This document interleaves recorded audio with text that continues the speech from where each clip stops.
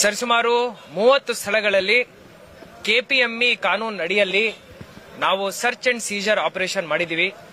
ಇದು ಯಾಕೆ ಮಾಡಿದೀವಿ ಅಂದ್ರೆ ಡರ್ಮಟಾಲಜಿಕಲ್ ಅಸೋಸಿಯೇಷನ್ ಬೆಳಗಾವಿ ಚಾಪ್ಟರ್ ಇಂದ ಹಾಗೂ ವಿವಿಧ ವೈದ್ಯರಿಂದ ದೂರುಗಳು ಬಂದಿದ್ದಾವೆ. ಏನಂತ, ಸಣ್ಣ ಸಣ್ಣ ಅಂಗಡಿಗಳಲ್ಲಿ ಡರ್ಮಟಾಲಜಿಕಲ್ ಟ್ರೀಟ್ಮೆಂಟ್ ಕೊಡ್ತೀವಂತ ಬೋರ್ಡ್ ಹಾಕೊಂಡು ಮೆಡಿಕಲ್ ಪ್ರೊಸೀಜರ್ಸ್ ಮಾಡ್ತಾ ಇದ್ದಾರೆ. ಉದಾಹರಣೆಗೆ plasma therapy, hair transplant surgery ಹಾಗೂ ಲೇಸರ್ ಟ್ರೀಟ್ಮೆಂಟ್ ಮಾಡ್ತಾ ಇದ್ದಾರೆ ಅಂತ ಹೇಳಿ ದೂರು ಬಂತು.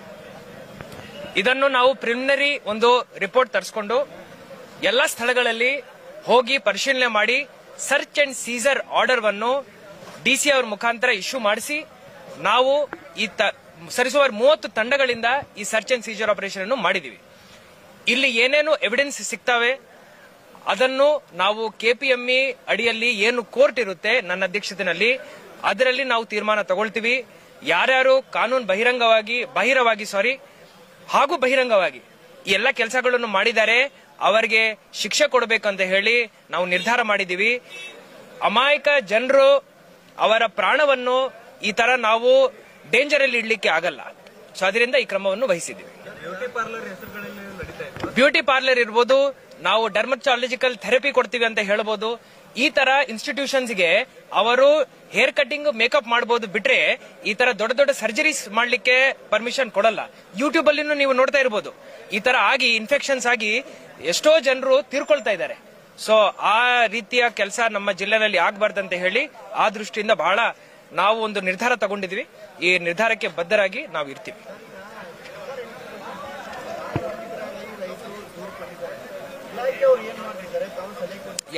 ಯಾವ್ದರ ಬಗ್ಗೆ? ರೈತರ